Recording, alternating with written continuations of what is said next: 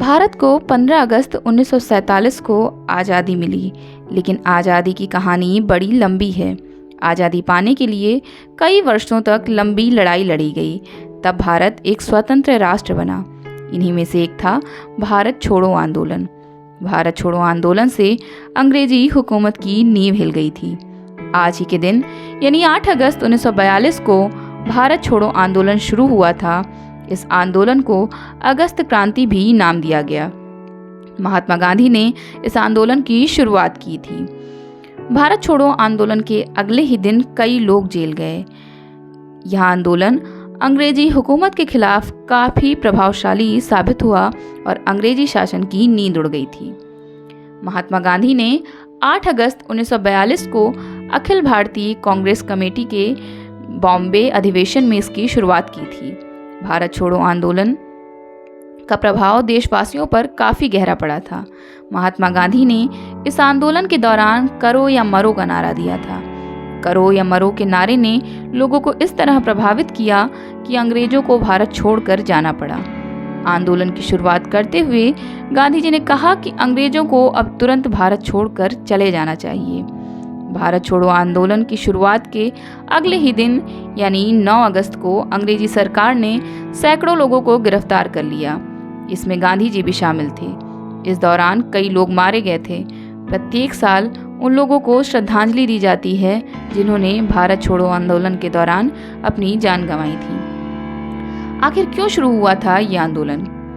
वैसे तो आज़ादी की लड़ाई कई वर्षों पहले से जारी थी, लेकिन भारत छोड़ो आंदोलन की जरूरत इसलिए पड़ी थी क्योंकि बिना मर्जी के भारत को द्वितीय विश्व युद्ध में धकेल दिया गया था।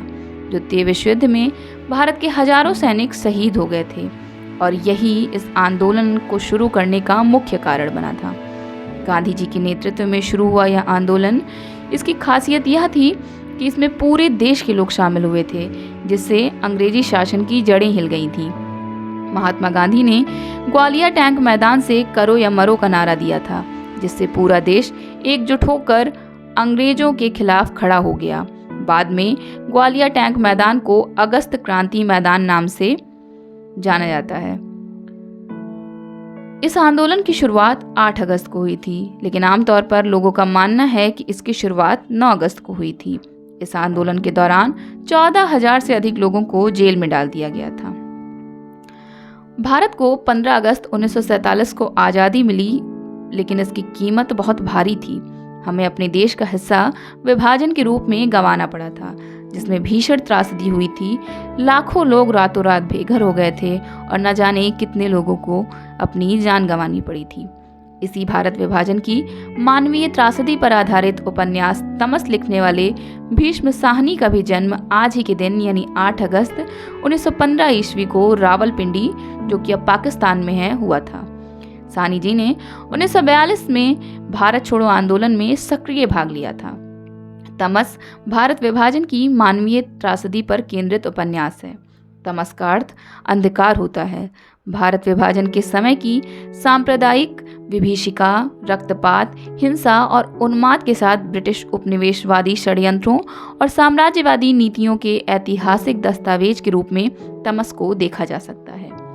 उपन्यास का आरंभ नथ्यू चमार द्वारा सुअर मारने की घटना से होता है। अंग्रेजों का अनुयायी मुर्दा अली नथ्यू चमार को 5 रुपए देकर सुअर मरवाकर मस्जिद के सामने फिकवा देता है। फलतः शहर में सांप्रदायिक तनाव बढ़ जाता है। अंग्रेजी शासक रिचर्ड हिंदू मुसलमान एकता बनने में भय से दोनों वर्गों में फूट डालकर राज करने की नियति बनाता है। इस तनावपूर्ण वातावरण के कारण दोनों ही समुदाय परस्पर लड़ने की ही तैयारी करते परिलक्षित होते हैं। कांग्रेस दल इस सांप्रदायिक तनाव को कम करने का बड़ा प्रयत्न करती है। सांप्रदायिकता के कारण अनेक निरपराध बच्चों की जानें, असहाय अबलाओं पर अत्याचार, अनेक अमानवीय घटनाएं, खून खराबा, लाशों के ढेर आदि कुकृत्य उपन्यास में उभर कर आते हैं। सांप्रदायिक दंगे कितने अमानवीय और कितने क्रूर होते हैं, असुरक्षा और धार्मिक जुनून के चलते किस प्रकार बलिदानी भावनाएं जुड़ती हैं, इसका विवरण भीष्म जी ने बड़े संयम और बड़ी तटस्थता से सांप्रदायिक दंगों के विनाशकारी परिणामों को उपन्यास में चित्रित किया है।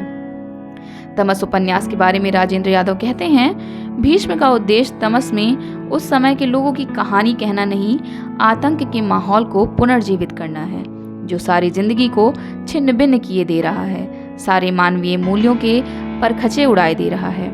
इस प्रकार विभाजन पूर्व जनजीवन में सांप्रदायिकता, तनाव, अलगाव, घृणा की भूमिका, सांप्रदायिक संकीर्णता के कारण यह दंगों में मानवीय मूल्यों का टूटना, अंग्रेजों की कूटनीति और धार्मिक कट्टरता के परिवेश में राजनीतिक पार्टियों का दृष्टिकोण तमस में उभारा है।